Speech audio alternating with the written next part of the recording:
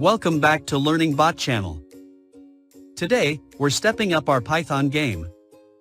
In our last tutorial, we tackled variables, and now, get ready to interact with your code, using the powerful input function. In Python, the input function is your go-to for receiving user input. Let's dive right in. When using input, we add parentheses and then type in a string, like "What is your name?" with a space after the question mark. That space ensures a neat user interface. Let me demonstrate. Running the program, we prompt the user for input. Notice how the cursor neatly aligns with the question mark, making it user-friendly. Let's enter a value, say Peter, and hit enter.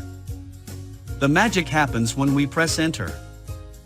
The input function returns the value entered in the terminal.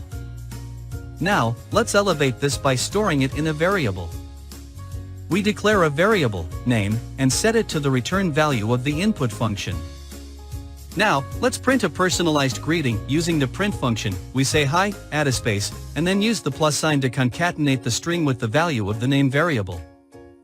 This process, called string concatenation, merges strings seamlessly.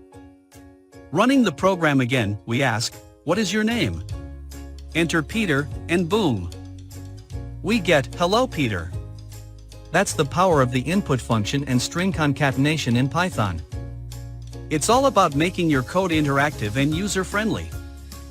If you found this tutorial enlightening, smash the like button, subscribe for more coding mastery, and hit the notification bell. Happy coding, and I'll catch you in the next tutorial.